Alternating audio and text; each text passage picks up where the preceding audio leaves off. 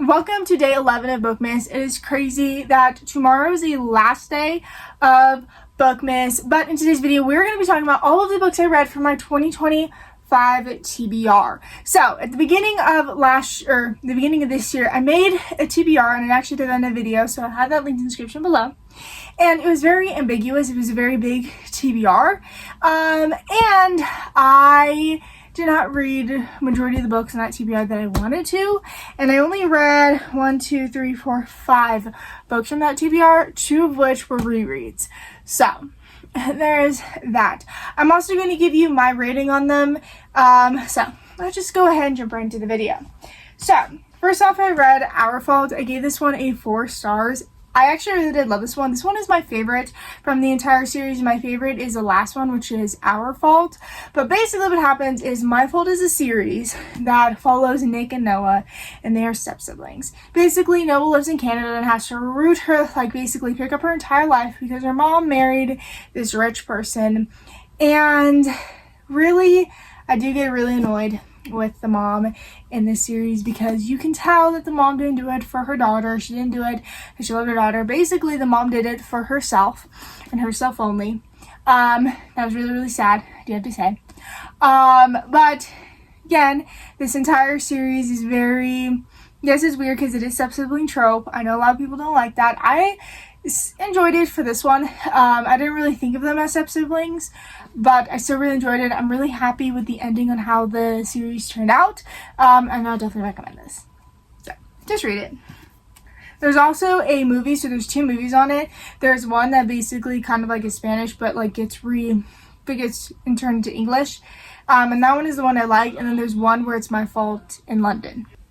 Next, we have Pet Sematary by Stephen King. You can actually watch me read this in reading Stephen King's most scariest books. I'll have that linked in the description below. But I actually really like this one. This one is a great Stephen King story. You do get really attached to the characters, and then, when the thing happens, you get really, really sad. And then, of course, it's just, I do have to say, I've said this in the majority of the videos that I've talked about this one, but the wife, Rachel, really bugged me. And then I was just really sad, a little rushed of an ending, but I still really enjoyed this one, and I definitely recommend it. I really want to watch the actual movie to this one, the first one, not the remake, because that was the one I watched. But this one was such a great little, I like this book. Anyway, I gave this one a 4 stars. So far, from the 2 we've rated, the ones that were on my 2025 TBR were ones that I actually liked. So, The Do-Over by Lynn Painter. I actually just read this one, just finished it, and I actually enjoyed it to some extent. So the thing with Lynn Painter books that I realized is they're a nice, good, fast-paced book for me, but not something that I'm probably going to rate high. Well, I did rate this one a 3 stars, so I enjoyed it. I think the only one for me that was a 4-star, maybe in that 4-star range, was Better Than the Movies and The Do-Over, but I still like Lynn Painter's books. I will still get a lot more of Lynn Painter's books, and I really like this one.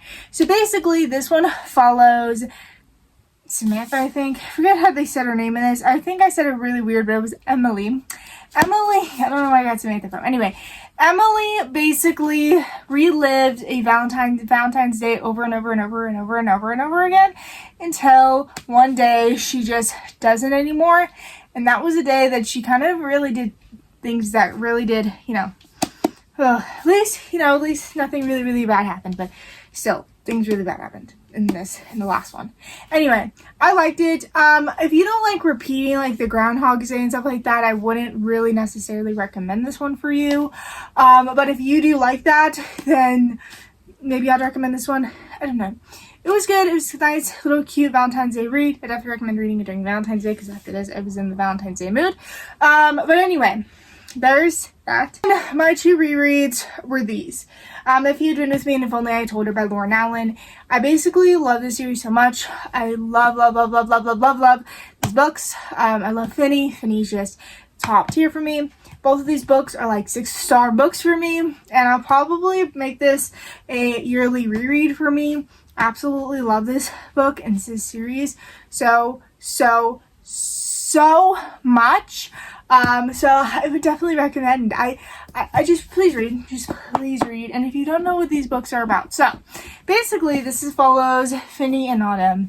And basically the first half of this one follows them. So basically it's like their back kind of like story to where it's like they were friends and then they weren't, and then all of a sudden after they graduate high school, they basically the entire summer they basically become friends again, and then they confess their love and all that stuff, and then things happen. The tragic thing does happen in the first chapter, but for me, I forgot about it, so there's that.